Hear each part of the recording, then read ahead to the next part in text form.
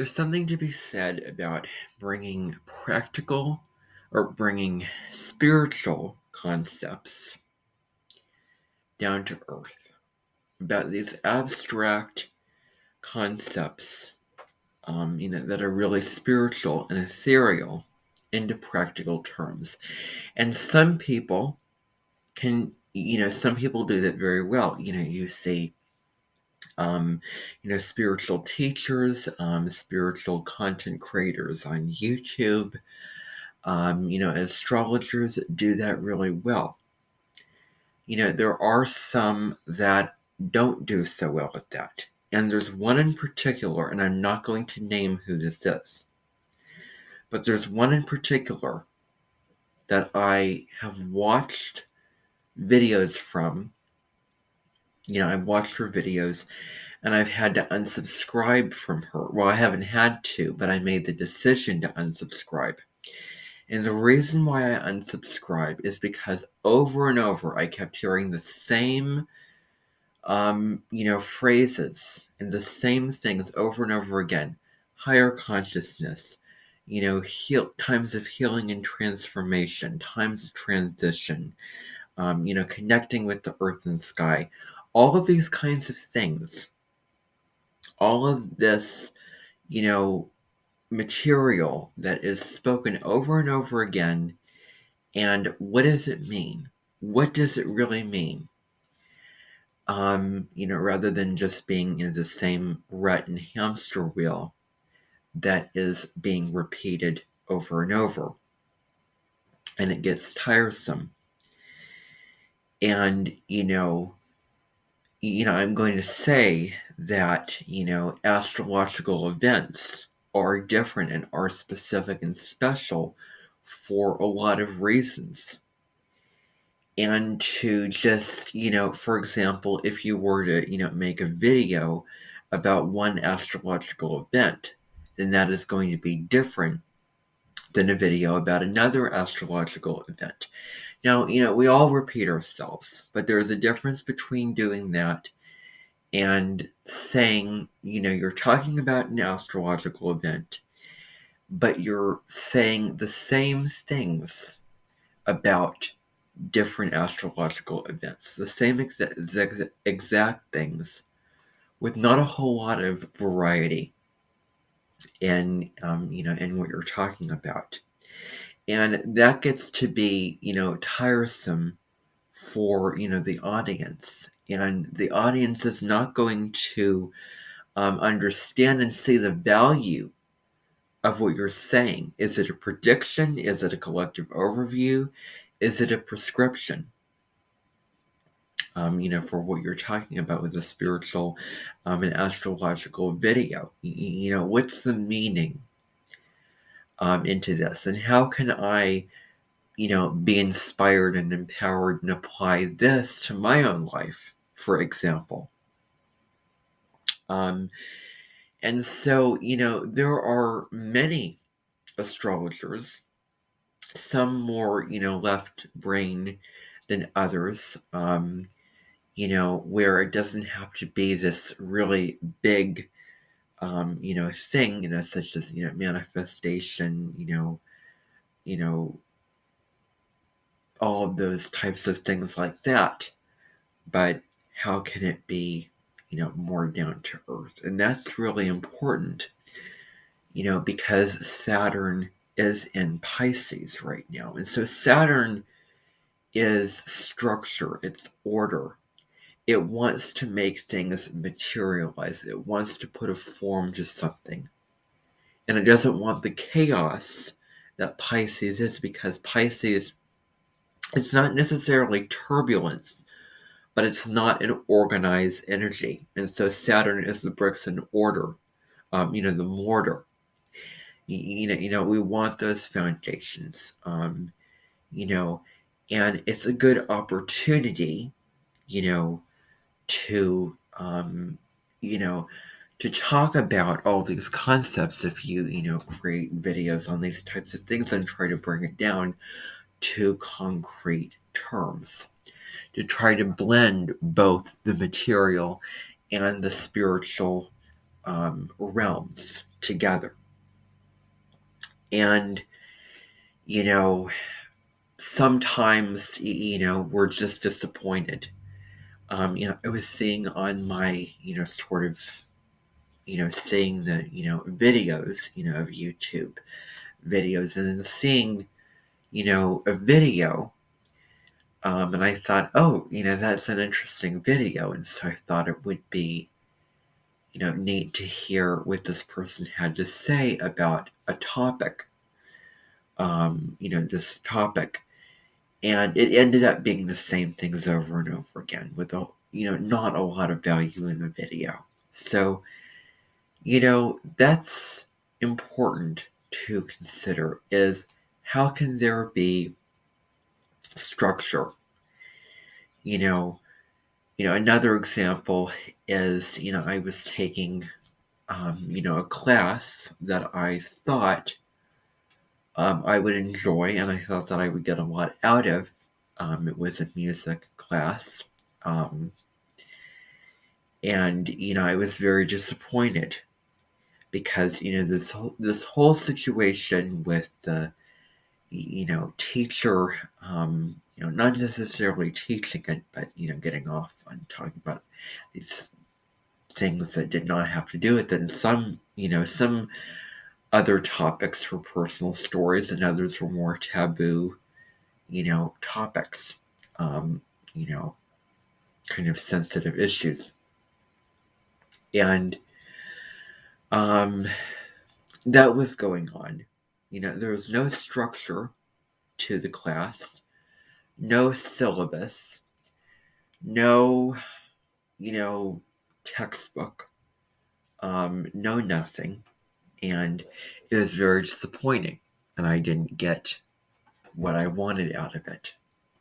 And so then this teacher left all of a sudden, and then somebody else filled in, trying to catch everyone up. And it ended up being very disappointing that it wasn't the experience. And, where, it's sort of another issue is, looking at somebody, for who they are, not to say, oh, this is a wonderful opportunity. This is a great opportunity. And it might be disappointing. You might be disappointed. Something that you thought would be a certain way, someone that you thought would be a certain way. The saying is all that glitters is not gold.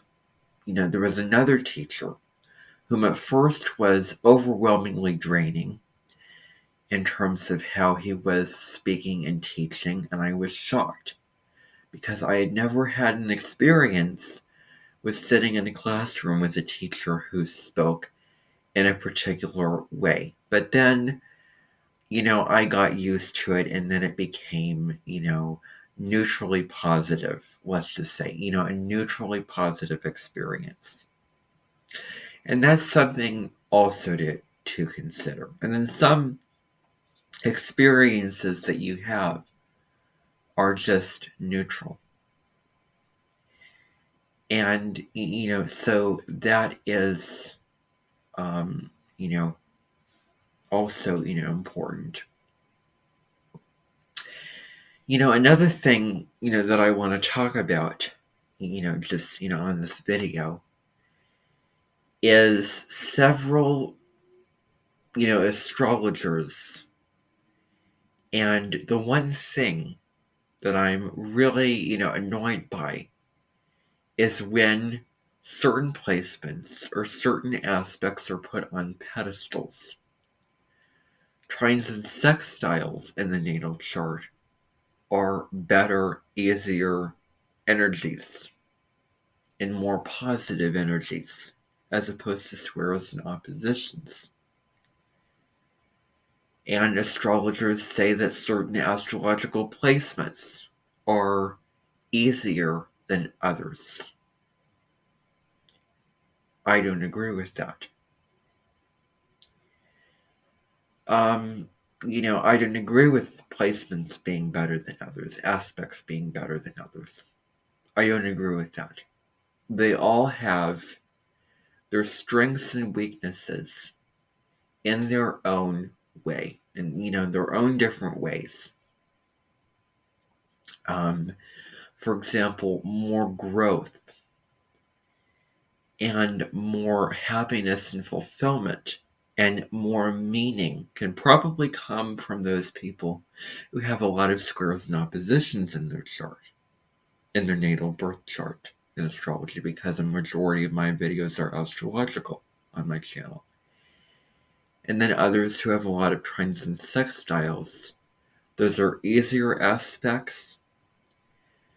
But, what about more, evolution? And maybe there are, a lot of aspects of life that are meant to be challenging. Something that you can work for to achieve. And so that is your Saturn placement, which is, that hard lifelong lesson that you're coming in, not knowing, but you're learning how to cultivate. You're learning how to be the master of. You're becoming really disciplined and really focused and determined in that process.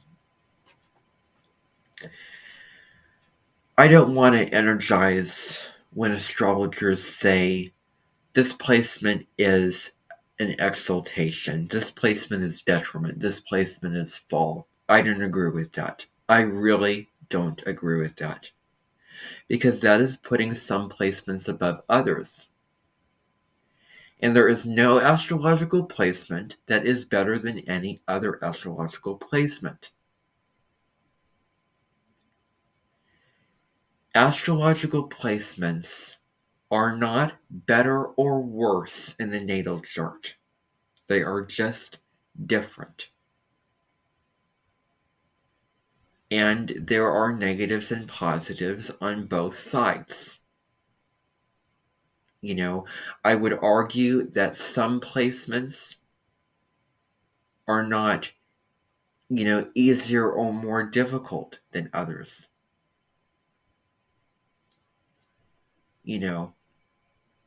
They all have their downsides. They all can be detrimental and exalted. A Venus in Scorpio is going to love and value different things than a Venus in Taurus. I have Jupiter in Virgo, and I've heard and read things about Jupiter in Virgo being, because Jupiter is the big picture. Jupiter is fun. It is joy. It is luck. It is boundless optimism. And there's a sense of excitement and carefree energy with Jupiter. A party kind of energy with Jupiter. And Virgo isn't so much about the big picture, but it's also about the small details of things. And it is about taking care of those details. And it's ruled by Gemini, so it's a mercurial or intellectual air sign. And, maybe astrologers say that it is detriment because it can get caught in the details and analyzing and getting so bogged down in, what is negative and what is flawed. And we all can do that. We all do it at some point or another. We all judge ourselves. We all get critical. We all get too lost in the details. And so, you have this placement and you express these qualities which are negative. That doesn't make the person feel better.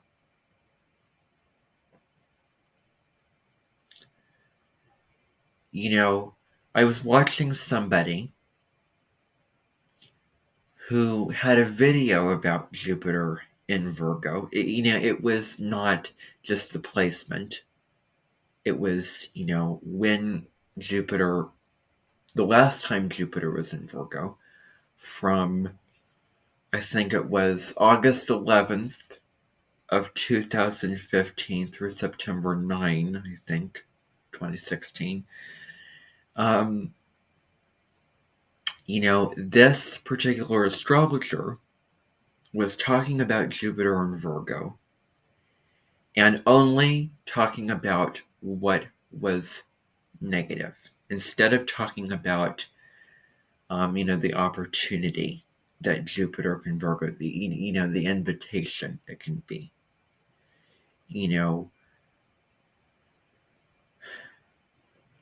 I think that it's about having ideas and wanting to travel and do new things and explore and experience joy.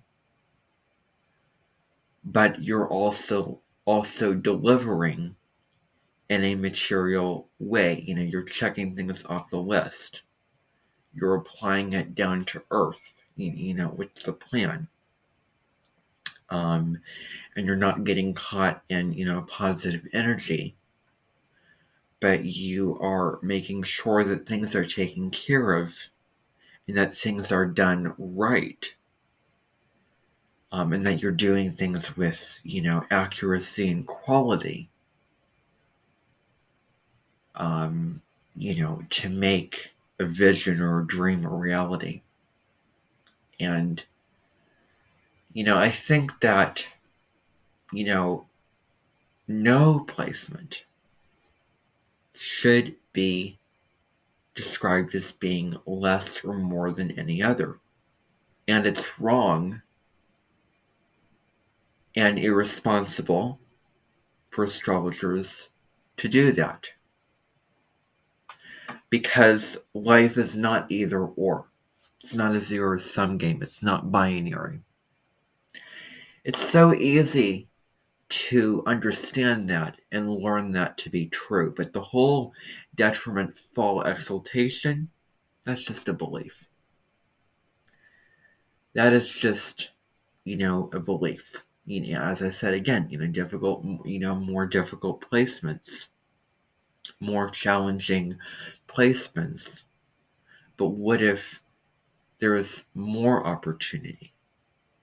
Or what if there's a different opportunity of, growth and, learning and evolution in those, more challenging placements?